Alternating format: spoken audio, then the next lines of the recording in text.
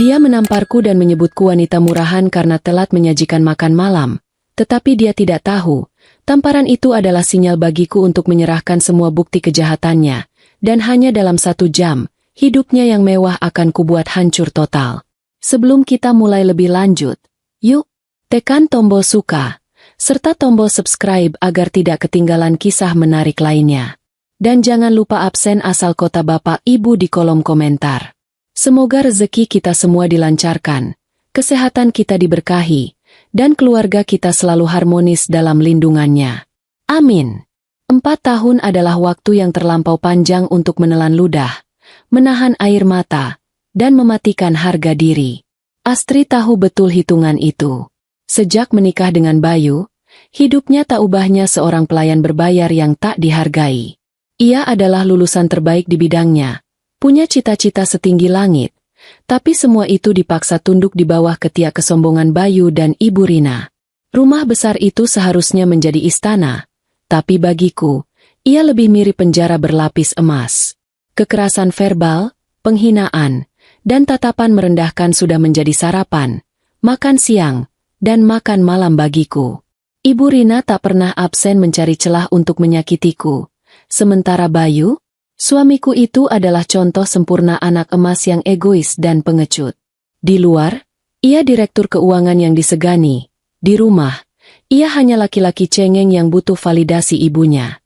Dan tentu saja, ada Clara, si rekan kerja yang diam-diam menjadi peredam stres Bayu di luar sana. Aku tahu semuanya. Aku bukan bodoh. Aku hanya memilih diam dan menunggu. Malam itu, jam dinding berdetak seolah mengejek kesabaranku. Aku baru saja pulang setelah menyelesaikan urusan yang sangat mendesak dan rahasia. Perutku terasa melilit karena tegang, tapi di kepalaku, semua terasa lapang. Aku melangkah pelan melewati pintu utama. Ruang makan terasa mencekam, bukan karena gelap, tapi karena aura kemarahan yang pekat. Bayu dan Ibu Rina sudah duduk di ujung meja. Wajah mereka masam, seolah aku telah melakukan kejahatan paling besar di dunia. Aku meletakkan tas tanganku di kursi dengan sangat hati-hati, berusaha agar bunyinya tak mengganggu ketenangan palsu itu. Di dalam tas itu, ada map hijau tebal, berisi semua kartu jokerku. Aku menuju dapur untuk mengambil makanan yang sudah aku siapkan sejak sore. Hanya tinggal menghangatkannya saja. Seharusnya aku sudah tahu, sekecil apapun usahaku, di mata mereka itu adalah kesalahan. Saat aku kembali dengan nampan berisi sup asparagus yang mengepul dan steak wagyu kesukaan mereka, Bayu langsung bangkit. Wajahnya merah padam. Urat lehernya menonjol, persis seperti yang selalu terjadi sebelum ia meledak. Ia menunjuk wajahku dengan jari telunjuk yang gemetar. Ekspresi jijik dan menghina tak tertahankan di matanya. Aku hanya diam, membiarkannya memulai pertunjukan. "Dari mana saja kau?" teriaknya. Suaranya menggema di ruang makan mewah itu. "Dasar wanita murahan. Keluargaku menunggu di sini 1 jam dan belum ada makanan dasar istri gak guna." Bayu tidak bertanya. Ia menuduh. Ia tidak peduli aku dari mana. Ia hanya peduli perutnya dan harga dirinya yang seolah runtuh karena harus menunggu makanan. Padahal, jika ia benar-benar lapar, dapur ada di sana. Tangan kanannya terangkat cepat. Aku tidak sempat menghindar. Sebuah tamparan keras mendarat di pipi kiriku. Kepalaku langsung tertoleh. Rasa panas dan perih menjalar cepat. Sensasi ini sudah tak asing lagi. Ini adalah pembayaran terakhir untuk 4 tahun kesabaran yang aku berikan. Aku mendongak perlahan. Tanganku menyentuh pipi yang mulai membiru. Air mata? Tidak. Air mata sudah kering sejak lama. Aku hanya merasakan satu hal. Kelegaan. Ya, aku lega. Drama ini akhirnya mencapai klimaksnya. Di samping Bayu, Ibu Rina hanya mendecih pelan, mengipasi dirinya dengan kipas tangan sambil bergumam tentang betapa tidak becusnya aku. Istri macam apa yang tidak bisa menghormati suami dan mertua? Katanya dengan nada mengejek yang selalu sukses membuatku ingin muntah. Aku menatap Bayu, tepat di matanya. Tatapanku kali ini berbeda. Tidak ada ketakutan, tidak ada permohonan maaf. Yang ada hanya pandangan dingin dan sedikit rasa geli. Mungkin Bayu terkejut dengan reaksiku, karena ia sempat terdiam sesaat. Di tengah keheningan yang singkat itu, aku merasakan sesuatu yang lucu. Coba bayangkan, direktur keuangan sebuah perusahaan besar, seorang pria yang katanya cerdas, tapi marah-marah hingga menampar istrinya hanya karena menunggu steak selama 60 menit. Bukankah itu konyol? Aku hampir tertawa. Aku harus menahan tawa itu, karena senyumku yang aneh bisa merusak timing drama yang akan segera terjadi. Aku tidak menjawab satupun hinaan mereka. Aku hanya berdiri tegak, membiarkan Bayu terus mengumpat tentang betapa tidak bergunanya aku sebagai istri, sebagai perempuan, dan sebagai manusia di matanya. Aku hanya memutar pandanganku ke arah jam dinding. Jarum jam terus berdetak. Waktu terus berjalan, dan hitung mundur menuju pertunjukan utama hanya tinggal 1 jam lagi. Bayu tidak tahu, 60 menit itu bukan hanya waktu yang ia habiskan untuk menunggu makanan, tapi waktu yang ia beli untuk dirinya sendiri menuju kehancuran total. Sambil menahan perih di pipi, aku memasang senyum tipis, senyum yang benar-benar tulus karena aku tahu, sebentar lagi aku akan bebas. Aku hanya diam, karena kau tidak tahu, bisikku dalam hati. 1 jam lagi, kau akan menyesali tamparan itu, dan aku tidak akan pernah kembali. Aku berbalik badan, mengabaikan teriakan Bayu yang memanggilku untuk kembali ke meja makan. Langkahku mantap menuju kamar. Tidak ada keraguan sedikit pun. Di kamar, aku mengambil koper kecil yang sudah kusiapkan sejak seminggu lalu. Di dalamnya, ada pakaian seadanya, dan map hijau tebal yang berisi hasil kerjaku selama 4 tahun terakhir. Dokumen, rekaman, dan semua bukti transaksi haram Bayu. Aku merapikan jilbabku di depan cermin, melihat jelas jejak merah di pipi kiriku.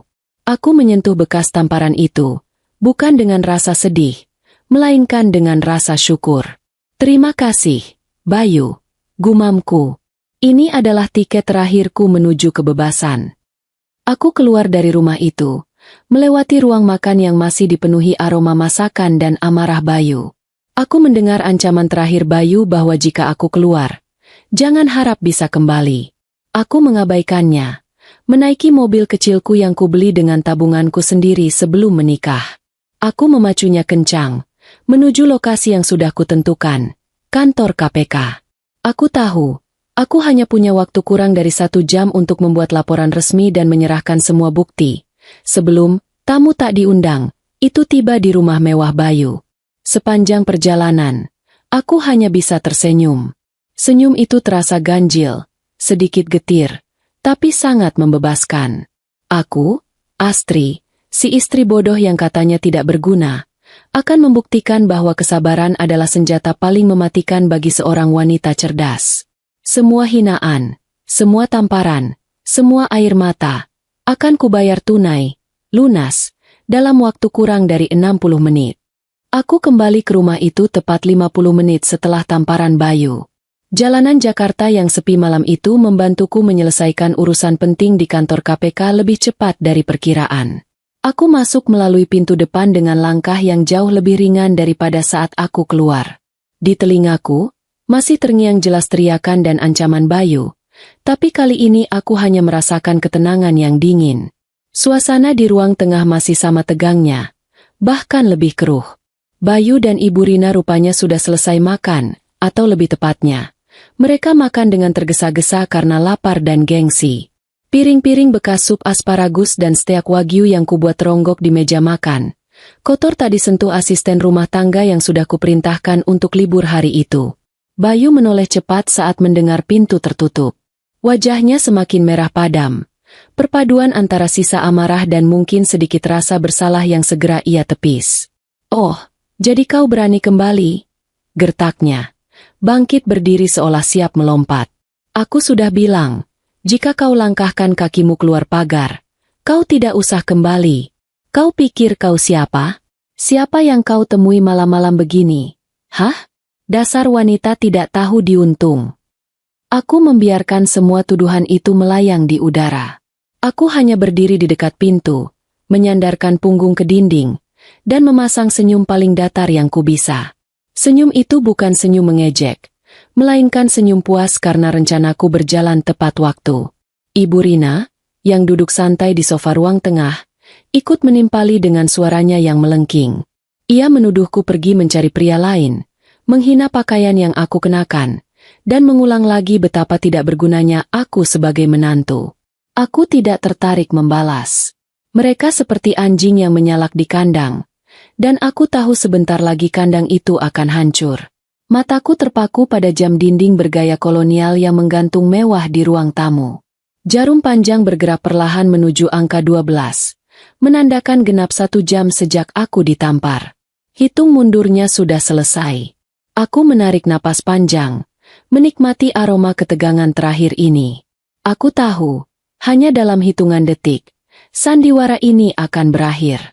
Aku hanya pergi sebentar, Mas, kataku dengan suara yang sangat pelan, hampir berbisik, tapi cukup jelas terdengar.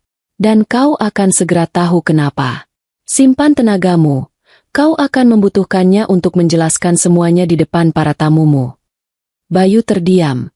Wajahnya bingung mendengar nada bicaraku yang tiba-tiba berani. Ia maju selangkah, hendak meraih lenganku, mungkin berniat menyeretku ke kamar. Tapi sebelum tangannya menyentuhku, sebuah suara yang sangat khas dan memecah keheningan malam terdengar dari kejauhan. Siren! Siren! Suara sirene itu awalnya samar, tapi cepat sekali membesar. Semakin dekat, semakin jelas, memantul-mantul dari dinding kompleks perumahan elit kami. Bayu dan Ibu Rina saling pandang. Raut wajah mereka berubah dari marah menjadi was-was. Mereka mengira itu mungkin hanya mobil ambulans atau kebakaran di rumah tetangga. Aku hanya tersenyum simpul, menikmati kebekuan yang baru saja terjadi. Lampu rotator biru dan merah mulai memantul di jendela ruang tamu, menciptakan suasana disko dadakan yang sangat tidak menyenangkan. Bayu bergegas menuju jendela, mengintip dari balik tirai tebal. Tangannya gemetar saat melihat 2 mobil berlogo lembaga negara terparkir tepat di depan gerbang rumah, diikuti oleh sebuah mobil hitam tanpa penanda. Di samping mobil-mobil itu, ada beberapa sosok tegap berseragam dan berpakaian preman. Wajah Bayu seketika pucat pasi, seperti mayat hidup. Matanya membulat, memancarkan kengerian yang tak bisa ia sembunyikan lagi. Ia tahu siapa yang datang. Ia tahu apa artinya itu. Rasa sombongnya lenyap dalam sekejap, digantikan oleh ketakutan yang mutlak. Ibu Rina yang melihat reaksi putranya langsung menjerit kecil. Pintu depan diketuk, bukan ketukan sopan, melainkan ketukan tegas dan berwibawa yang mengumumkan kedatangan paksa. Bayu menelan ludah, menoleh padaku dengan tatapan memohon, bertanya tanpa kata, apa yang sedang terjadi. Aku hanya menggeleng, lalu berjalan santai menuju sofa, duduk dengan anggun, seolah aku adalah penonton VIP yang siap menikmati babak klimaks. Dengan kaki gemetar, Bayu membuka pintu. Di hadapannya berdiri 4 petugas berseragam dan 2 orang berpakaian sipil yang menunjukkan lencana resmi. Salah satu petugas berbadan besar, yang sepertinya memimpin rombongan, langsung bertanya dengan nada datar tanpa basa-basi. Apa benar ini kediaman Bapak Bayu Sudiro? Bayu tergagap, mencoba menyusun kalimat angkuh terakhirnya. Ia sempat mencoba menggertak, menyebut beberapa nama pejabat yang ia kenal, berharap para petugas itu gentar dan pergi. Tapi petugas itu tidak bergeming. Ia mengeluarkan selembar kertas dari saku seragamnya. Itu adalah surat perintah penangkapan. Petugas itu membacakan hak-hak Bayu dan pasal-pasal yang disangkakan dengan suara lantang. Penggelapan dana proyek, suap, dan tindak pidana pencucian uang yang sudah berlangsung selama 4 tahun. Mendengar itu, Ibu Rina histeris, berteriak bahwa ini fitnah, bahwa putranya adalah direktur keuangan yang terhormat. Ia mencoba maju, menghalangi petugas yang mulai memasangkan borgol besi dingin di pergelangan tangan Bayu. Di tengah kekacauan itu, salah satu petugas berpakaian preman yang membawa tas kerja tebal maju ke depan. Ia berkata bahwa mereka memiliki bukti yang sangat lengkap dan tak terbantahkan. Ia bahkan menyebutkan secara spesifik tentang berkas-berkas rahasia dan rekening bank di luar negeri yang selama ini disembunyikan Bayu. Bayu terdiam, matanya terbelalak menatapku yang duduk tenang di sofa. Aku bangkit perlahan, berjalan mendekat ke ambang pintu, tepat di samping komandan petugas. Aku mengeluarkan sebuah flash disk kecil dari saku bajuku, alat penyimpanan mungil yang selalu aku sembunyikan. Aku menyerahkannya pada petugas itu. Ini salinan digital terakhir yang belum sempat saya lampirkan, Pak, kataku dengan suara jelas. Berisi rekaman percakapan dan transfer dana ke rekening swap. Saya adalah saksi pelapor, Pak. Petugas itu menerima flash disk itu, mengangguk hormat padaku, dan mengucapkan terima kasih atas kerjasamaku sebagai whistleblower. Bayu menatapku, matanya memancarkan rasa tidak percaya, kengerian, dan pengkhianatan yang mendalam. Mulutnya terbuka, tapi tak ada suara yang keluar. Ia baru menyadari, wanita yang baru saja ia tampar dan ia sebut murahan, adalah orang yang baru saja menghancurkan hidupnya. Aku membalas tatapannya, kini dengan senyum kemenangan yang tak lagi kusam, melainkan berkilauan. Selamat menikmati hidup barumu, Mas, bisikku pelan, memastikan hanya dia yang mendengarnya. Petugas segera menyeret Bayu keluar menuju mobil, diikuti oleh raungan tangis Ibu Rina yang meraung-raung memaki-maki aku sebagai menantu durhaka. Aku tidak merasa iba sedikit pun. Di luar, tetangga-tetangga mulai berbisik, menonton drama penangkapan yang memalukan ini. Aku melihat mobil itu melaju kencang, membawa Bayu menjauh bersama masa laluku yang suram. Hening kembali menyelimuti rumah itu, tapi kali ini, keheningan itu adalah kebebasanku. Aku menutup pintu, mengabaikan Ibu Rina yang masih menangis histeris di teras. Aku berjalan kembali ke ruang tengah, duduk di sofa yang sama, dan menghela napas panjang. Pundakku terasa jauh lebih ringan. Aku tahu, pertunjukan belum selesai. Kini tinggal aku berdua dengan Ibu Rina. Dan aku sudah menyiapkan kejutan kedua untuk wanita tua itu. Kejutan yang menyangkut nasibnya di rumah yang selama ini ia klaim sebagai miliknya. Udara di ruang tengah terasa dingin, jauh lebih dingin daripada biasanya. Seolah AC rumah ini ikut merasakan ketegasan suasana. Aku duduk tenang di sofa mewah, menyesap segelas air mineral untuk meredakan tenggorokan yang tercekat karena menahan emosi. Di luar, suara isakan Ibu Rina yang meraung-raung di teras mulai mereda, berubah menjadi gumaman makian yang pelan. Aku tahu, ia pasti sedang mengumpulkan sisa-sisa kesombongan dan kemarahannya untuk menghadapi babak selanjutnya.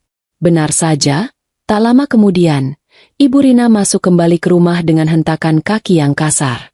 Ia membanting pintu utama hingga menimbulkan suara berdebum keras. Matanya sembab, wajahnya merah padam, tapi dagunya tetap terangkat tinggi, menunjukkan sisa-sisa keangkuhan yang tak mau mati. Ia melangkah mendekatiku. Jari telunjuknya yang dihiasi cincin berlian palsu menuding lurus ke wajahku. "Kau, istri durhaka!" teriaknya dengan suara serak yang melengking. "Beraninya kau menjebloskan putraku ke penjara. Kau pengkhianat. Pergi. Segera angkat kakimu dari rumah ini sekarang juga. Aku tidak sudi bernapas di bawah atap yang sama dengan ular berbisa sepertimu." Aku tidak beranjak, hanya menatapnya lurus-lurus. Tudingan, ular berbisa, itu membuatku geli. Apakah dia lupa siapa yang lebih dulu menebar racun dalam rumah tangga ini? Aku membiarkannya menghabiskan stok kata-kata kasarnya, menikmati jeda sebelum aku melancarkan serangan balasan yang tenang namun mematikan. "Rumah ini milik putraku," lanjutnya, suaranya naik 1 oktav. "Semua isinya adalah keringat Bayu. Kau tidak punya hak sedikit pun berada di sini. Ambil kopermu yang kecil itu dan enyah. Kalau tidak, akan kupanggil satpam untuk menyeretmu keluar." Aku meletakkan gelas di meja kaca, menimbulkan bunyi klik yang tajam dan menarik perhatiannya. Ibu Rina, yang selama 4 tahun meremehkanku sebagai wanita bodoh yang hanya tahu urusan dapur, jelas tidak siap dengan ketenanganku yang tiba-tiba. Aku berdiri perlahan, merapikan lipatan gamisku, dan memberinya tatapan yang penuh makna. "Nanti dulu, Bu," kataku dengan nada sangat rendah, seperti sedang mengajari anak kecil. "Apa Ibu yakin, 100% yakin, kalau rumah ini milik Bayu?" Pertanyaanku terdengar bodoh dan retoris di telinga Ibu Rina. Tentu saja ia yakin. Bayulah yang membeli, Bayulah yang tinggal, dan Bayulah anak kesayangannya.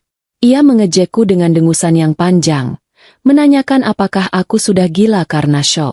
Aku hanya menggeleng. Aku berjalan santai menuju sebuah meja konsol kecil di sudut ruangan.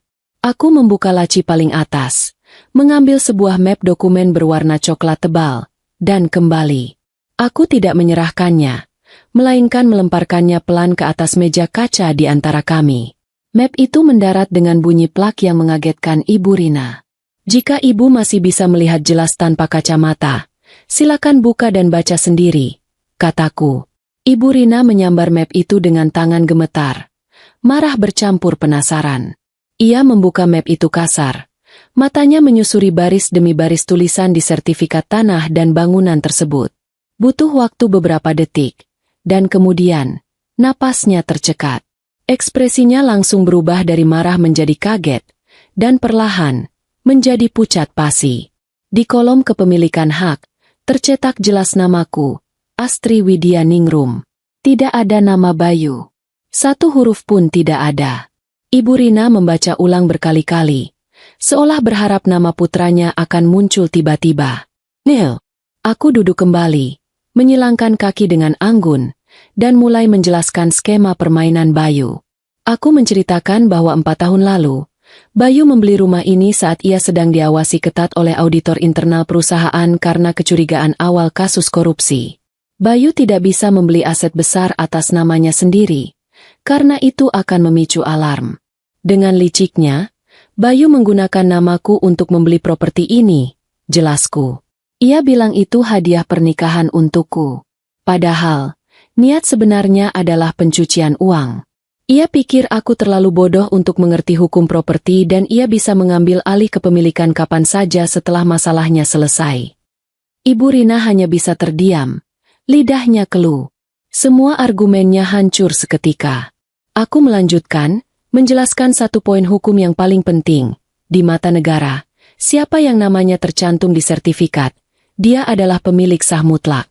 Jadi, Ibu salah. Rumah ini bukan milik Bayu. Rumah ini, beserta semua isinya, adalah milikku, kataku, kini dengan nada yang jauh lebih tegas dan dingin. Inilah saatnya membalikan keadaan sepenuhnya. Aku menatap Ibu Rina, yang kini hanya bisa terduduk lemas di sofa seberangku, wajahnya seputih kertas sertifikat di tangannya. Aku memberinya waktu 1 jam. Silakan kemasi semua barang-barang pribadi Ibu, titahku. 1 jam dari sekarang, Ibu harus meninggalkan rumah ini. Aku tidak ingin melihat Ibu di sini besok pagi. Dan tenang saja, aku sudah berbaik hati menawarkan untuk memesankan taksi online untuk Ibu. Bayangan di matanya menunjukkan bahwa ia benar-benar terpukul. Ia tidak menyangka skenario akan berbalik 180 derajat. Ia mencoba melawan, mengatakan bahwa ia akan membawa semua perhiasan dan barang-barang mewah dari kamarnya. Mengklaim itu adalah hadiah dari Bayu. Aku hanya tersenyum kecil. Silakan, Bu. Tapi saya sarankan Ibu segera mengecek keaslian barang-barang itu. Karena kejutan dari Bayu belum selesai.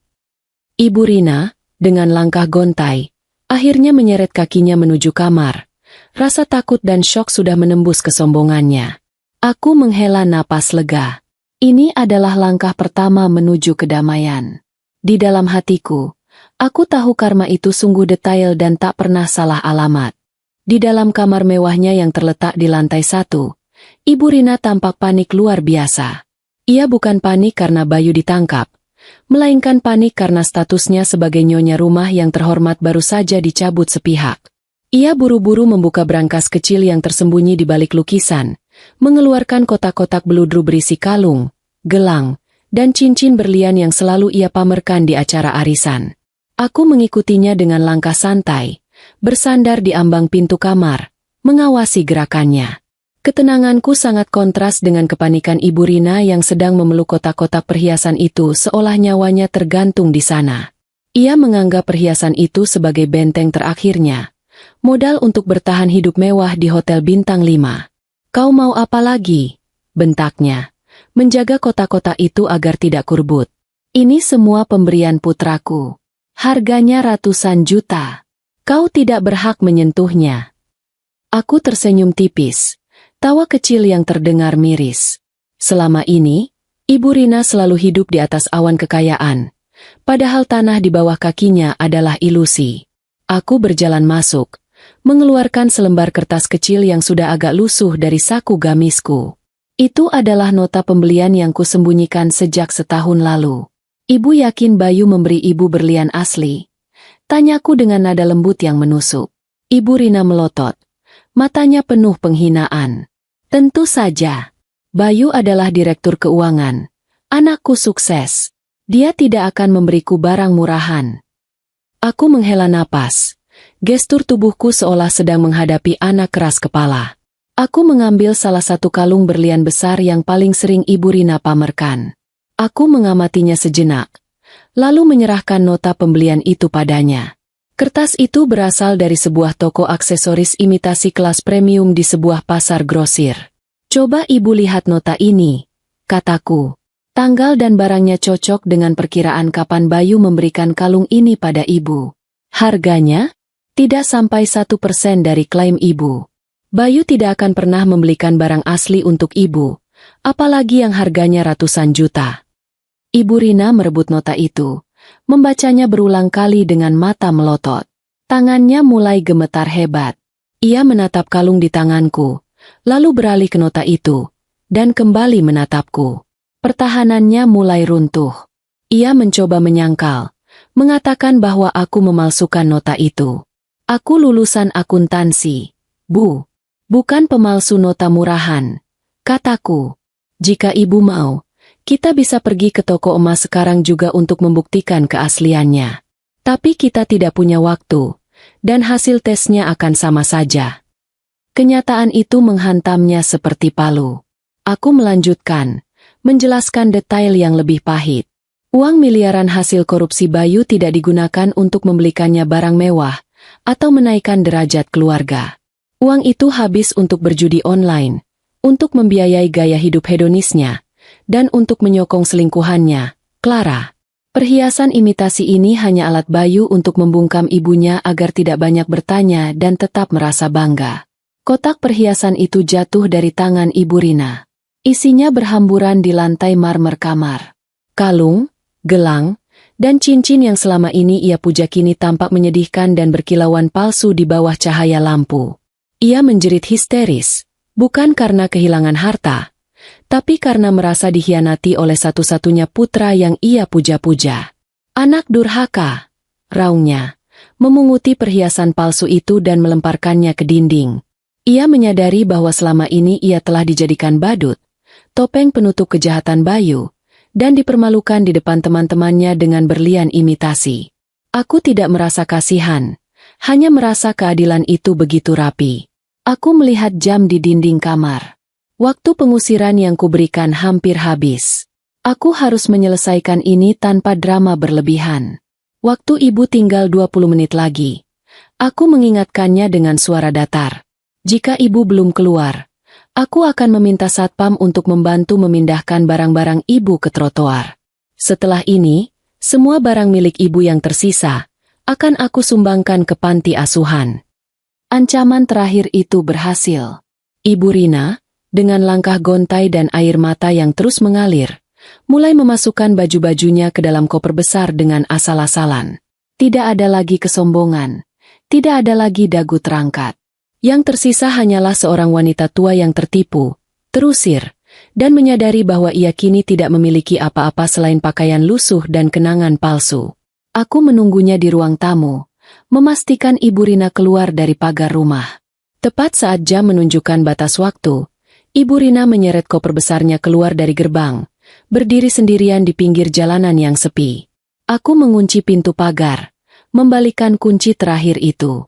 Aku melihat Bayu sudah pergi, dan kini, Ibu Rina pun sudah pergi. Aku kembali masuk, mematikan lampu ruang tamu, dan menuju dapur.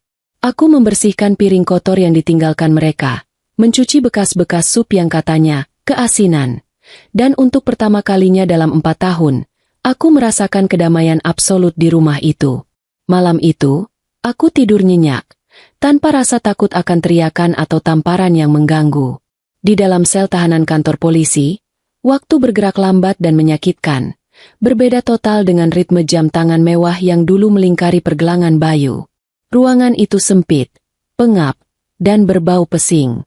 Bayu meringkuk di sudut, Tubuhnya yang dulu terawat rapi kini diselimuti keringat dan kekusutan. Selama berjam-jam, ia hanya bisa menatap lantai semen dingin, mencoba mencerna kehancuran yang menimpanya dalam waktu kurang dari 1 jam. Ia bukan lagi direktur keuangan yang angkuh, melainkan hanya narapidana baru yang ketakutan. 3 penghuni sel lainnya, yang berbadan besar dan bertato, memandangnya dengan tatapan lapar dan menilai. Pakaian mahal Bayu yang kusut adalah tanda bahwa ada domba gemuk yang tersesat ke kandang mereka. Bayu berusaha menjauh, berharap keberadaannya tidak disadari. Kepalanya berdengung, bukan karena bising, melainkan karena isolasi yang mencekik. Sejak tiba, Bayu terus berteriak meminta haknya untuk menelepon pengacara. Setelah berulang kali membuat keributan, seorang petugas akhirnya datang dan memberinya waktu singkat untuk menggunakan telepon. Bayu buru-buru menghubungi Pak Dimas, pengacara pribadinya yang selama ini mengurus semua dokumen ilegalnya. Jawaban di ujung telepon membuat darah Bayu membeku, lebih dingin dari lantai sel. Pak Dimas dengan nada formal dan dingin mengatakan bahwa ia tidak bisa lagi mewakili Bayu. Perusahaan tempat Bayu bekerja telah resmi memecatnya dan mengajukan gugatan balik. Karena Pak Dimas dikontrak oleh perusahaan, ia kini berada di pihak lawan. Bayu dicampakkan begitu saja, tanpa peringatan. Bayu mencoba menghubungi teman-teman bisnisnya, para pengusaha dan pejabat yang sering ia traktir di restoran bintang 5. Satu persatu, nomor-nomor itu ia hubungi dengan tangan gemetar. Ada yang tidak aktif, ada yang menolak panggilan, dan yang paling menyakitkan, ada satu rekan yang mengangkat hanya untuk berkata, "Jangan hubungi aku lagi, aku tidak mau terseret masalahmu," sebelum memutuskan sambungan secara sepihak. Saat gagang telepon ditarik kembali oleh petugas, Bayu menatapnya dengan pandangan kosong. Istana pasir yang ia bangun selama ini, yang ia yakini kokoh karena uang, ternyata runtuh dalam hitungan menit. Teman-teman yang ia banggakan, jaringan sosial yang ia pamerkan, semuanya hanyalah parasit yang kabur begitu inangnya terancam. Malam itu adalah malam terpanjang dan terburuk dalam hidup Bayu. Setiap kali ia mencoba memejamkan mata, bayangan wajah Astri yang tersenyum sinis saat menyerahkan flash disk di depan polisi muncul menghantuinya. Bagaimana bisa wanita yang selama ini ia anggap bodoh dan penurut itu merencanakan kudeta yang begitu rapi dan mematikan? Ia tidak bisa menerima kenyataan bahwa Astri jauh lebih cerdas, lebih strategis, dan lebih berani darinya. Di pagi hari, Bayu dibangunkan oleh suara gembok sel yang dibuka. Ia berharap itu adalah ibunya, atau mungkin pengacara baru yang melihat peluang. Namun, ketika ia digiring ke ruang kunjungan, sosok yang duduk di balik meja pembatas kaca itu adalah satu-satunya orang yang paling tidak ingin ia lihat, sekaligus orang yang kini memegang kunci takdirnya, Astri. Astri duduk di sana, terlihat sangat segar dan rapi, kontras dengan dirinya yang bermata panda dan rambut acak-acakan. Bayu langsung menyambar gagang telepon interkom. Amarahnya meluap bersama rasa putus asa. Ia mulai mengancam Astri, bersumpah akan membuat hidup Astri menderita begitu ia keluar dari sini. Ia menuntut Astri untuk mencabut laporan itu sekarang juga. Astri mendengarkan ocehan dan ancamannya tanpa ekspresi, seolah mendengarkan siaran radio yang membosankan. Setelah Bayu kehabisan napas, Astri mengangkat sebuah map biru dan menempelkan selembar kertas ke kaca. Itu adalah surat gugatan cerai. "Pengacaraku sudah mendaftarkan gugatan ini pagi-pagi sekali," kata Astri melalui interkom, suaranya jernih dan stabil. "Aku menuntut cerai dengan alasan KDRT berat, penelantaran ekonomi, dan menuntut seluruh aset yang tersisa sebagai ganti rugi atas penderitaan fisik dan mentalku selama 4 tahun. Bayu tertawa sumbang, tawa meremehkan yang terdengar putus asa. "Kau tidak akan bisa membuktikan KDRT itu. Kau tidak punya visum, tidak ada saksi selain ibuku yang pasti akan membelaku." Tantangan itu adalah kesalahan terbesar Bayu. Astri mengeluarkan sebuah tablet dari tasnya. Ia menyalakan layar dan memutar sebuah video, menghadapkan layarnya ke kaca pembatas. Mata Bayu terbelalak horor. Itu adalah rekaman kejadian semalam di ruang makan. Ia membanting sendok, berteriak, dan menampar Astri. Kualitas videonya jernih, suaranya jelas. Aku memasang kamera tersembunyi di setiap sudut rumah sejak setahun yang lalu. Mas, jelas Astri dengan nada dingin. Semua perlakuan kasarmu, semua hinaan ibumu, semuanya terekam dengan sempurna dan tersimpan aman di server cloud yang tidak bisa kau sentuh. Ini bukan hanya untuk sidang cerai, tapi juga untuk pasal penganiayaan tambahanmu. Bayu menjatuhkan gagang telepon interkom itu. Hancur lebur. Dunia yang ia bangun, kekuasaan yang ia yakini, semuanya runtuh di hadapan bukti visual yang dikumpulkan oleh wanita yang selama ini ia injak-injak. Ia menatap Astri. Pandangan horornya kini dipenuhi penyesalan yang terlambat. Astri membereskan barang-barangnya, bersiap pergi. Ia mendekatkan wajahnya ke kaca, mengucapkan kalimat terakhir yang memaku Bayu di kursinya. Selamat menikmati hidup barumu, Mas. Jangan tunggu aku. Karena aku tidak akan pernah kembali. Astri berbalik dan pergi, meninggalkan Bayu yang terduduk lemas, sendirian dalam keheningan yang mencekam. Ia menyadari bahwa ia telah kehilangan segalanya. Harta, jabatan, ibu, istri, dan masa depannya. Semuanya karena kebodohan dan keangkuhannya sendiri. Matahari pagi belum sepenuhnya meninggi ketika Ibu Rina berdiri di pinggir jalan raya, menyadari betapa kejamnya dunia tanpa uang dan status. Ia menyeret koper besar, yang kini terasa berat bukan karena isinya melainkan karena beban rasa malu dan keputusasaan. Semalam suntuk ia habiskan di bangku taman yang dingin setelah diusir oleh Astri, dan kini, ia harus mencari perlindungan ke satu-satunya tempat yang ia pikir akan menerimanya, rumah anak perempuannya, Vina. Ibu Rina terus meyakinkan dirinya sendiri bahwa ini hanya kemalangan sementara. Ia percaya, sebagai ibu kandung, ia pasti akan disambut dengan tangan terbuka. Vina, anak perempuannya yang lain, tinggal di kawasan pinggiran kota yang sederhana. Dengan sisa uang tunai yang ada di dompetnya, Ibu Rina naik taksi daring, memaksakan diri tampil seanggun mungkin meski bajunya sudah kusut dan wajahnya pucat. Ketika tiba di depan rumah Vina, yang pagarnya terlihat berkarat dan catnya mengelupas, harga diri Ibu Rina langsung menciut. Rumah ini jauh dari standar kemewahan yang biasa ia nikmati. Ia menekan bel rumah berulang kali, tidak sabaran, berharap bisa segera mendapatkan kamar yang nyaman untuk merebahkan punggungnya yang sakit.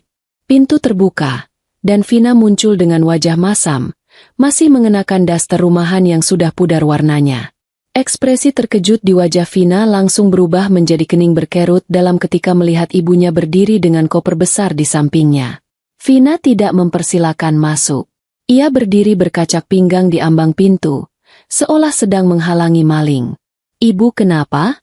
Kenapa ibu di sini sepagi ini?" tanya Vina. Suaranya terdengar dingin dan curiga.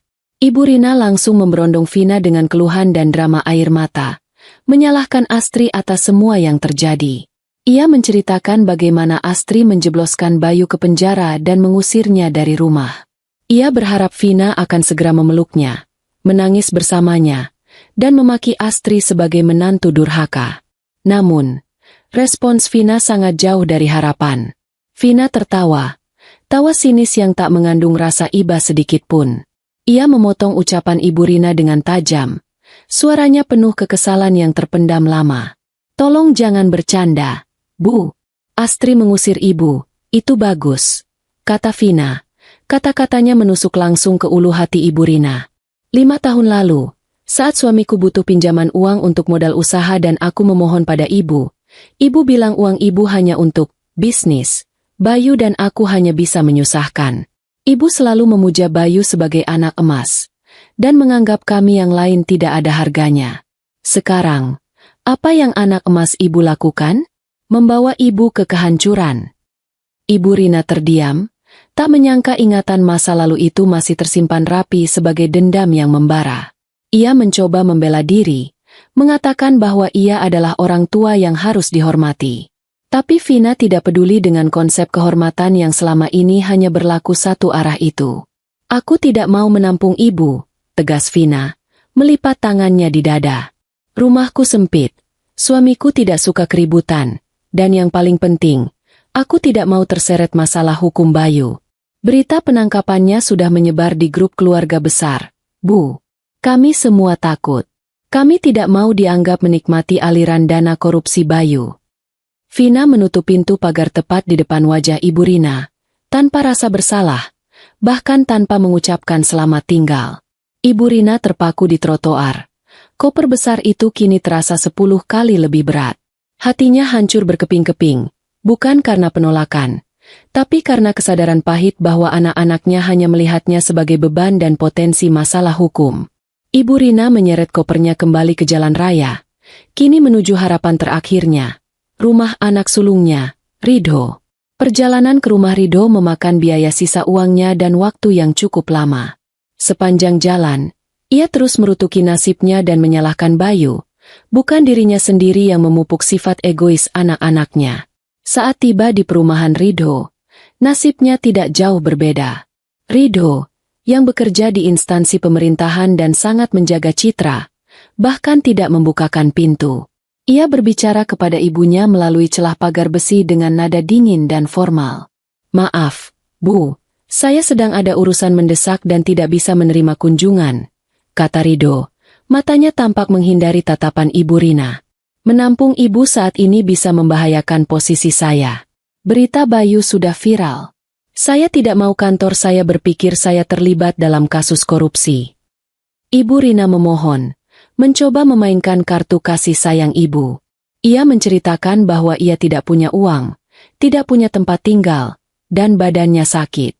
Ridho terdiam sejenak, lalu mengeluarkan selembar uang pecahan besar melalui celah pagar. "Ini, Bu, uang ini cukup untuk ibu menyewa kamar kos bulanan. Jangan hubungi saya dulu sampai kasus ini selesai dan suasananya mereda. Saya akan menjenguk nanti." Ridho berbicara seolah memberi sedekah kepada pengemis, bukan kepada ibunya sendiri. Uang di tangan Ibu Rina terasa panas, sebuah penghinaan yang tak tertahankan dari darah dagingnya sendiri. Ia menyadari, di mata anak-anaknya, ia sudah tidak lagi berharga. Nilainya hanya sebatas uang receh yang bisa dihindari demi menjaga citra dan kekayaan mereka sendiri. Hari semakin siang, dan panas matahari mulai menyengat kulit Ibu Rina yang biasa terlindung AC dan mobil mewah. Ia duduk di bangku taman kota yang kotor. Perutnya keroncongan karena ia belum makan nasi sejak semalam.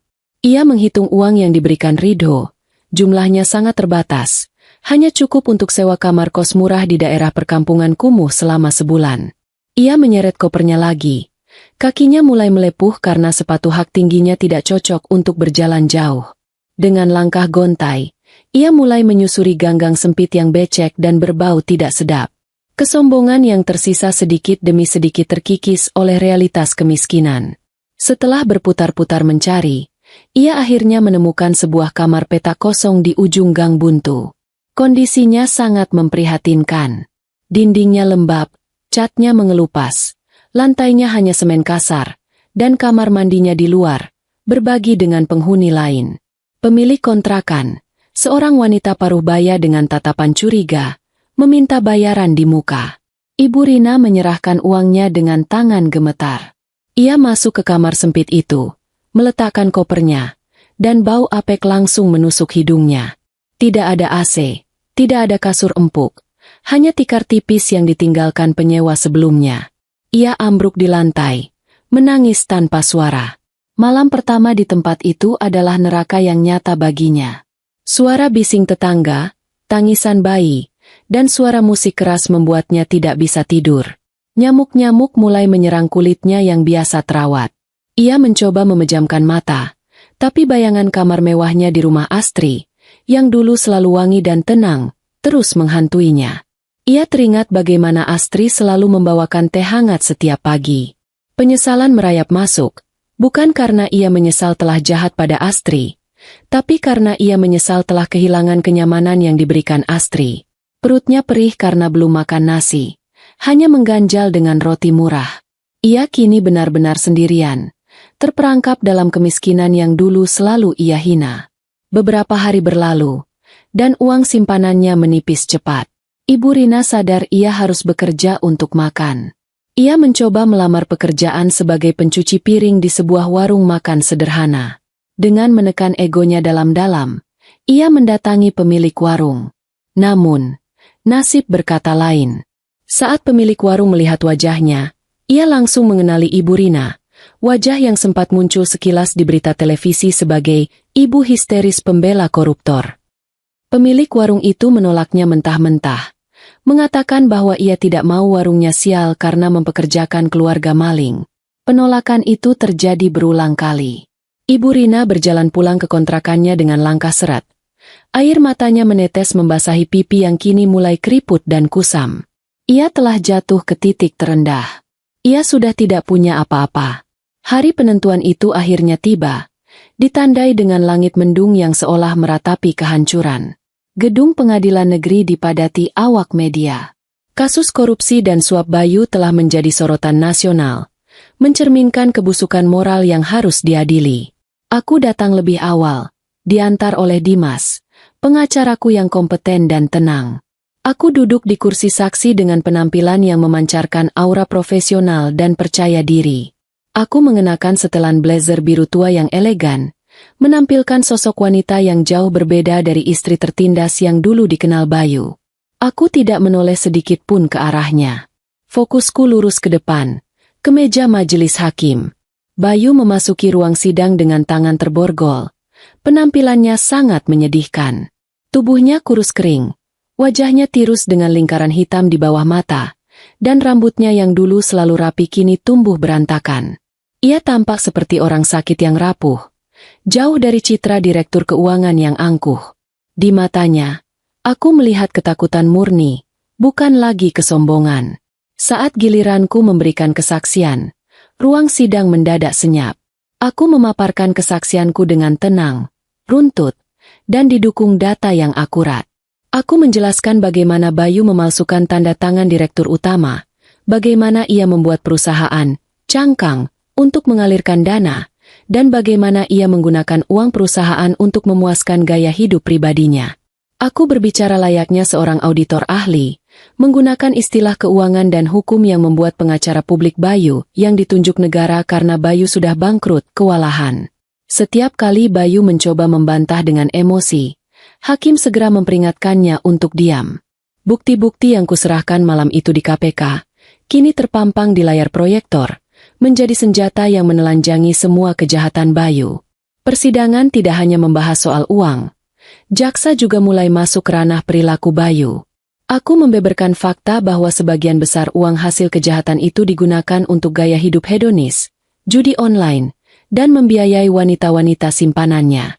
Aku juga menyerahkan bukti rekening koran yang menunjukkan aliran dana ke beberapa wanita yang tidak dikenal, semakin menyudutkan posisi Bayu. Bayu tampak semakin kecil di kursi pesakitan, bahunya merosot total. Ia menyadari bahwa ia tidak memiliki satupun orang di ruangan itu yang berpihak padanya. Semua rencananya runtuh di hadapan detail data dan kesaksianku yang dingin. Ketika sesi tanya jawab hampir selesai, Bayu diberi kesempatan untuk membela diri. Dengan suara parau dan putus asa, ia mencoba memainkan kartu korban. Ia menuduhku sebagai istri yang tidak tahu terima kasih, yang sengaja menjebaknya karena ingin menguasai harta. Ia berteriak bahwa aku memanipulasi data dan bahwa aku sebenarnya tahu tentang semua transaksi itu dan menikmatinya. Pembelaannya terdengar konyol dan tidak berdasar. Aku menjawab dengan tenang, menjelaskan bahwa aku memiliki bukti jejak digital bahwa aku tidak pernah menggunakan 1 rupiah pun uang haram tersebut untuk keperluan pribadiku. Semua pendapatanku berasal dari kerja freelance yang aku sembunyikan darinya. Dan aset rumah yang kumiliki dibeli dengan skema yang justru dirancang Bayu untuk menghindari pajak. Tiba-tiba, pintu ruang sidang terbuka dengan kasar. Seorang wanita muda dengan riasan wajah tebal dan pakaian mencolok masuk tanpa izin. Petugas keamanan mencoba menahannya. Namun wanita itu berteriak lantang memanggil nama Bayu. Itu adalah Clara, wanita simpanan Bayu. Semua orang mengira Clara datang untuk membela atau memberikan dukungan moral. Bayu sempat tersenyum tipis, berharap Clara akan menjadi penyelamat atau setidaknya saksi yang meringankan. Harapan itu hancur berkeping-keping dalam hitungan detik. Clara berjalan menuju pagar pembatas antara kursi pengunjung dan area sidang. Ia tidak menatap Bayu dengan cinta, melainkan dengan kemarahan yang meluap. Di depan hakim, jaksa, dan seluruh hadirin, Clara berteriak menagih janjinya. Ia mengatakan bahwa Bayu telah berjanji membelikannya apartemen dan mobil bulan ini, tetapi ternyata Bayu malah masuk penjara. Dia penipu, teriak Clara. Aku sudah keluar modal banyak untuk melayani dia, dan dia cuma janji palsu. Mana mobilku? Bayu? Mana uangku? Clara bahkan mengeluarkan ponselnya dan menunjukkan bukti percakapan mesum dan janji-janji manis Bayu di depan umum. Ruang sidang menjadi gempar. Wartawan berebut mengambil foto momen memalukan itu. Bayu menunduk dalam-dalam. Wajahnya merah pada menahan malu yang luar biasa. Ia tidak hanya terbukti sebagai koruptor dan pelaku KDRT, tetapi kini juga terbukti sebagai peselingkuh murahan. Clara terus memaki-maki Bayu sampai akhirnya petugas keamanan menyeretnya keluar dari ruang sidang. Teriakan Clara masih terdengar menggema di lorong gedung pengadilan. Aku menatap kekacauan itu dengan wajah datar. Sebenarnya, aku tidak terkejut. Aku adalah orang yang secara anonim mengirim pesan kepada Clara pagi ini, memberitahu lokasi dan waktu sidang Bayu. Aku tahu sifat Clara yang materialistis dan meledak-ledak. Dia adalah bom waktu yang sempurna untuk menghancurkan sisa kredibilitas Bayu. Hakim ketua menatap Bayu dengan tatapan jijik yang tidak bisa disembunyikan. Sidang hari itu ditutup dengan keputusan skorsing, namun semua orang sudah tahu kemana arah palu hakim akan jatuh nanti. Saat aku berjalan keluar dari ruang sidang, dikawal Dimas, wartawan mengerubungiku. Aku menolak memberikan komentar, berjalan tegak. Aku tahu, persidangan hari ini bukan hanya tentang memenangkan perdebatan hukum, tetapi tentang menunjukkan kepada dunia, dan terutama kepada Bayu, siapa diriku sebenarnya. Sebuah pertunjukan kebenaran yang menyakitkan, namun membebaskan. Aku menatap Bayu sekali lagi sebelum pintu ruang sidang tertutup. Ia terlihat sangat kecil, kesepian, dan hancur. Aku tahu, sejak saat itu, keadilan tidak akan meninggalkannya sedetik pun. Di sebuah kamar kontrakan yang sempit dan pengap, Ibu Rina terbaring lemah di atas tikar tipis. Sudah hampir sebulan ia hidup dalam keputusasaan dan penyesalan. Tubuhnya menggigil hebat, bukan karena suhu dingin, melainkan karena demam tinggi yang tak kunjung reda. Batu kering yang menyakitkan terus menyiksa tenggorokannya. Di sekitarnya, tidak ada apa-apa, hanya botol air mineral kosong dan sisa bungkus roti basi. Ia mencoba bangkit untuk mengambil air dari keran di luar kamar, namun kakinya terlalu lemah. Ibu Rina jatuh kembali ke lantai, mengerang kesakitan saat pinggulnya menghantam semen kasar. Suara gaduh dari kamar Ibu Rina didengar oleh tetangga sebelah, seorang ibu muda bernama Ningsih. Meskipun Ibu Rina selama ini selalu bersikap angkuh dan tidak mau bergaul, rasa kemanusiaan Ningsih tergerak.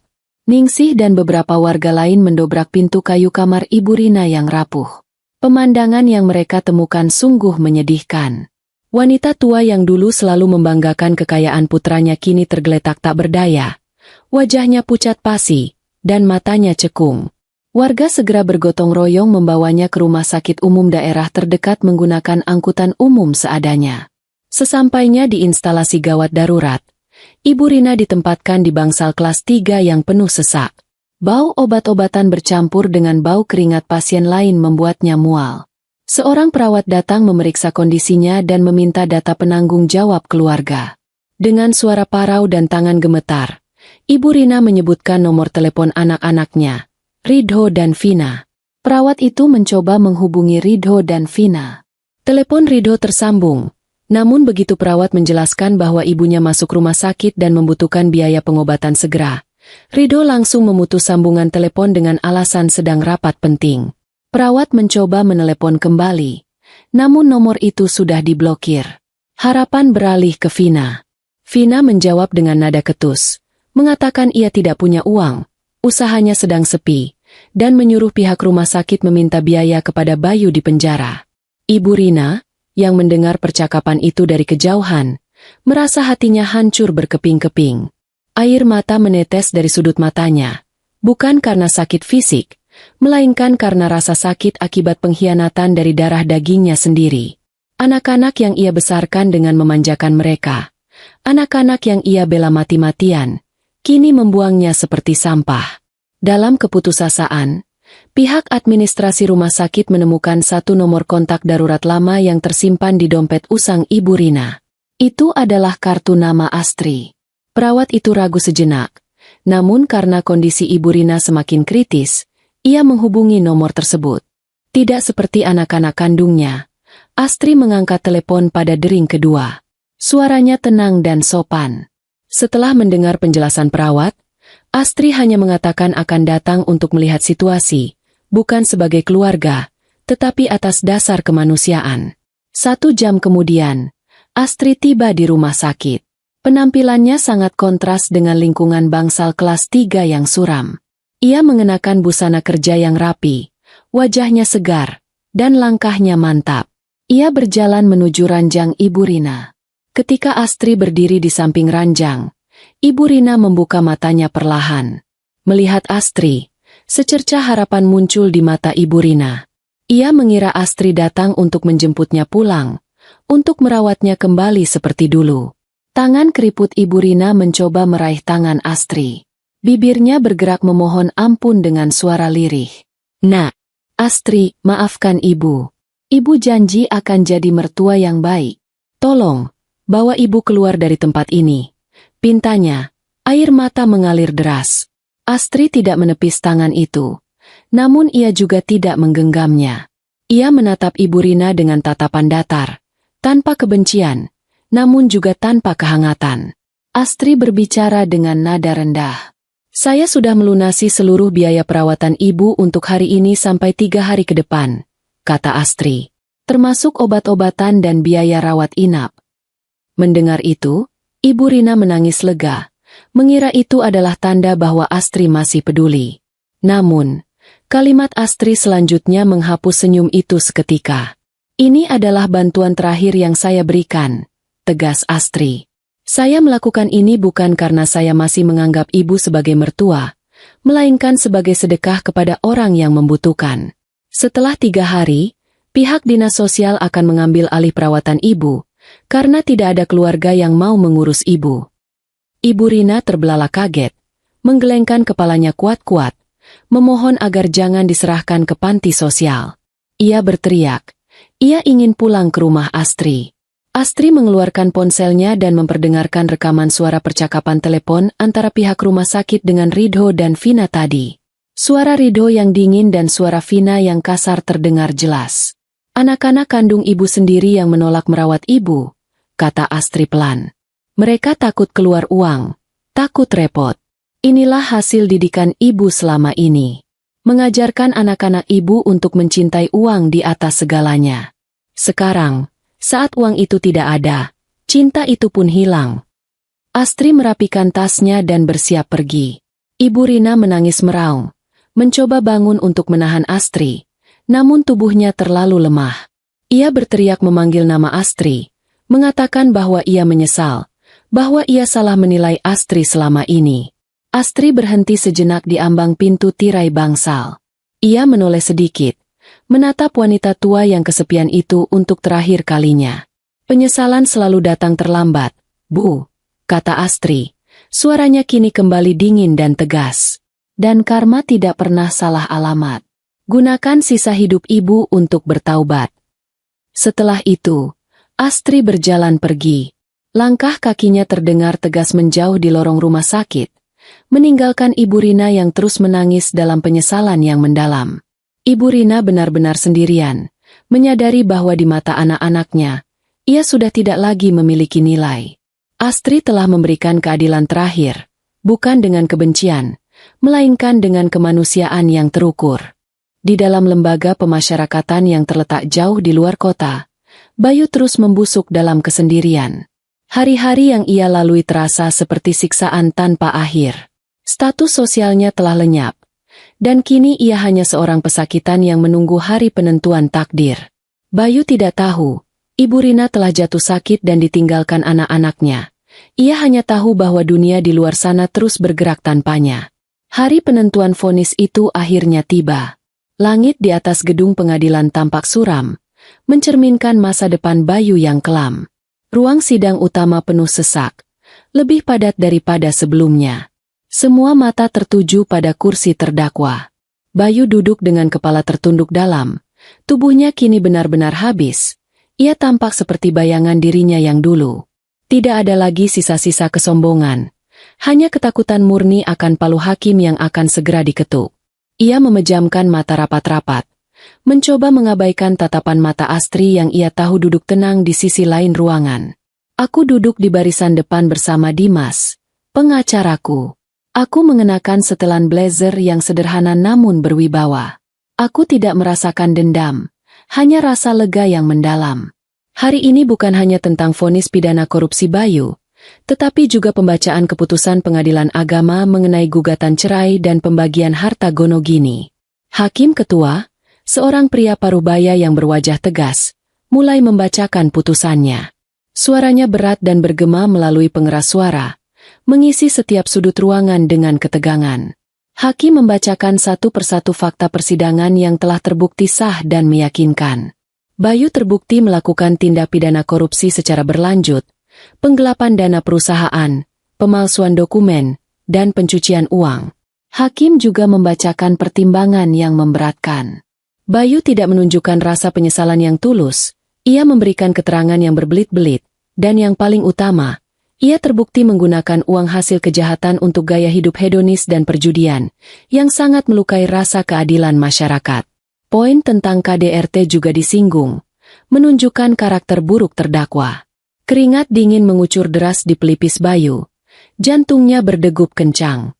Ia menahan napas saat hakim sampai pada bagian amar putusan. Mengadili, suara hakim meninggi, menyatakan terdakwa Bayu Sudiro terbukti secara sah dan meyakinkan bersalah melakukan tindak pidana korupsi. Menjatuhkan pidana kepada terdakwa dengan pidana penjara selama 15 tahun.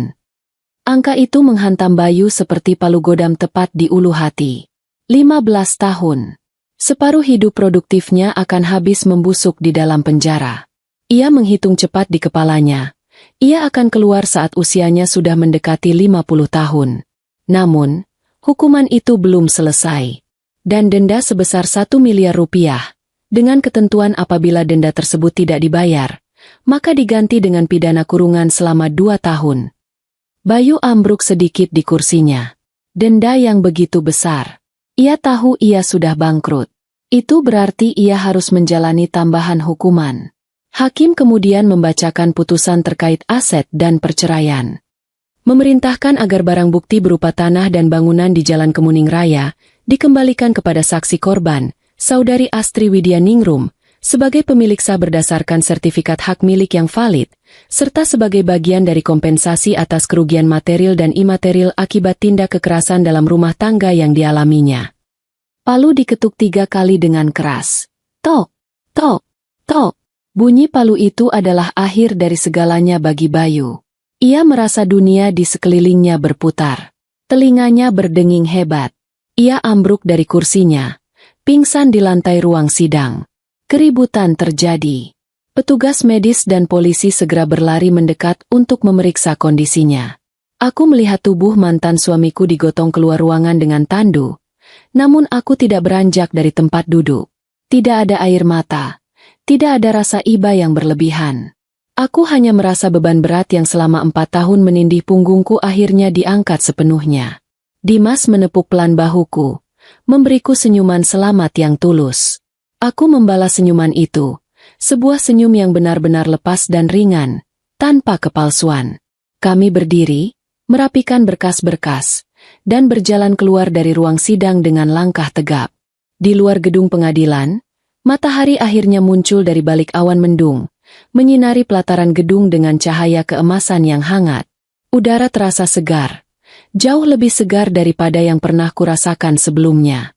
Puluhan wartawan mengerubungiku, menyodorkan mikrofon meminta tanggapan atas vonis maksimal yang diterima mantan suamiku. Aku berhenti sejenak, menarik napas panjang, lalu berbicara dengan tenang dan singkat di depan kamera. Keadilan sudah ditegakkan, kataku. Saya berterima kasih kepada penegak hukum. Ini adalah pelajaran bagi kita semua, bahwa tidak ada kejahatan yang sempurna, dan tidak ada penderitaan yang abadi. Mulai hari ini, saya menutup buku masa lalu saya dan membuka lembaran baru. Aku menolak menjawab pertanyaan lebih lanjut tentang kondisi Bayu. Aku berjalan menuju mobilku, sebuah SUV baru yang kubeli dari hasil kerjaku yang halal. Saat kendaraan itu melaju meninggalkan area pengadilan, aku tahu bahwa aku telah memenangkan pertempuran ini. Aku memenangkan harga diriku, kebebasanku, dan masa depanku. 1 tahun telah berlalu sejak palu hakim diketuk, dan waktu bergerak dengan kecepatan yang sangat berbeda bagi setiap orang. Bagi Astri, waktu terasa cepat, dipenuhi kesibukan membangun mimpi dan karir. Bagi Bayu, waktu terasa lambat. Setiap detik adalah siksaan dalam penyesalan yang mendalam. Rumah yang dulu menjadi saksi bisu penderitaan Astri kini telah berubah wajah sepenuhnya. Pagar tinggi itu tidak lagi terasa seperti jeruji penjara. Astri telah merenovasi total interiornya, mengganti perabotan berat yang dipilih Ibu Rina dengan desain minimalis modern yang lapang dan penuh cahaya. Rumah itu kini bernapas lega, sama seperti pemiliknya. Astri duduk di balkon lantai 2, menikmati secangkir teh herbal hangat di pagi hari Minggu yang cerah. Di pangkuannya, ada majalah bisnis terkemuka edisi bulan ini, dengan wajahnya terpampang di sampul depan. Judul besarnya berbunyi, "Wanita Inspiratif Tahun Ini, Bangkit dari Keterpurukan Menuju Puncak Kesuksesan." Karir Astri melesat tajam. Firma konsultan keuangannya menangani klien-klien besar. Keahlian audit forensiknya, yang dulu ia gunakan untuk membongkar kejahatan suaminya, kini ia gunakan untuk membantu perusahaan lain. Astri dihormati, disegani, dan yang terpenting, ia mandiri total. Di sisi lain kota, di bawah terik matahari yang menyengat, Bayu menjalani hukuman fisiknya. Ia bekerja membersihkan rumput liar di halaman penjara, sebuah pekerjaan kasar yang dulu tak pernah ia sentuh. Tubuhnya kurus, kulitnya terbakar matahari. Ia kini hanyalah laki-laki pendiam yang sering melamun. Jiwanya telah sepenuhnya dipatahkan oleh kehidupan penjara. Saat jam istirahat, Bayu duduk sendirian, memakan nasi cadong yang keras dengan lauk seadanya. Ia teringat masakan Astri yang dulu sering ia cela, sup yang katanya keasinan, nasi yang katanya terlalu lembek. Kini, ia rela memberikan apa saja untuk mencicipi masakan itu lagi. Penyesalan adalah teman tidurnya setiap malam. Ia merindukan kasur empuknya, ia merindukan ibunya, dan ia merindukan Astri. Beberapa bulan setelah Astri mengurusnya ke dinas sosial, kabar tentang Ibu Rina sampai ke Astri melalui petugas panti. Ibu Rina telah meninggal dunia. Ia meninggal sendirian, di bangsal panti sosial, tanpa didampingi anak-anaknya. Penyesalan Ibu Rina di akhir hidupnya tak lagi berarti, karena konsekuensi dari keangkuhannya telah terwujud sempurna. Karma bekerja dengan cara yang paling rapi. Bayu sendiri pernah mencoba mengirim surat kepada Astri melalui pengacara publiknya. Surat yang berisi permohonan maaf dan permintaan untuk dikunjungi.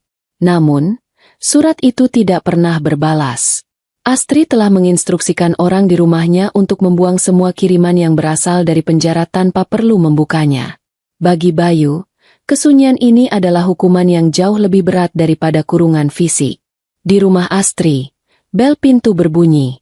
Dimas, pengacara yang kini menjadi sahabat baiknya, datang berkunjung. Ia membawa kabar baik tentang aset terakhir yang disengketakan oleh pihak keluarga Bayu. Klaim mereka ditolak semua. Posisi Astri kini aman 100% secara hukum. Astri menyambut Dimas dengan senyum lebar. Persahabatan mereka semakin dekat. Astri belum ingin terburu-buru menjalin hubungan baru. Ia sedang menikmati masa-masa mencintai dirinya sendiri, sebuah fase yang hilang selama 4 tahun pernikahannya. Mereka duduk di ruang tamu, berbincang santai tentang masa depan. Dimas bertanya apakah Astri masih memikirkan Bayu atau merasa dendam. Astri menggeleng pelan, menatap langit biru yang membentang luas dari jendela kaca besar. "Aku tidak lagi merasakan dendam," jawab Astri dengan bijak. "Rasa benci hanya akan mengikatku pada masa lalu dan pada orang yang menyakitiku. Apa yang terjadi pada Bayu dan ibunya bukanlah hasil dari dendamku, melainkan konsekuensi logis dari perbuatan mereka sendiri. Aku hanya bertindak sebagai perantara keadilan." Malam harinya, Astri berdiri sendirian di balkon kamarnya, menatap bintang-bintang yang berkelip. Udara malam terasa sejuk. Ia menarik napas dalam-dalam, mengisi paru-parunya dengan rasa syukur. Ia teringat malam itu, setahun yang lalu, saat ia keluar dari rumah dengan pipi lebam dan hati yang hancur untuk melapor ke polisi. Saat itu ia merasa dunianya berakhir. Ternyata, itu adalah awal dari dunia barunya. Astri tersenyum tulus. Ia menyadari bahwa kebahagiaan yang sebenarnya bukanlah tentang memiliki suami kaya atau status sosial tinggi, melainkan memiliki kedamaian hati, harga diri yang tegak, dan kebebasan untuk menentukan jalan hidup sendiri tanpa rasa takut. Astri menutup pintu balkon, menutup tirai, dan mematikan lampu. Kegelapan masa lalu sudah benar-benar ia tinggalkan di belakang. Di dalam kamarnya yang nyaman dan hangat, ia bersiap untuk tidur nyenyak, siap menyambut esok hari yang menjanjikan harapan baru. Kisah penderitaannya telah berakhir, dan kisah kesuksesannya baru saja dimulai. Astri telah memenangkan kebebasan sejatinya.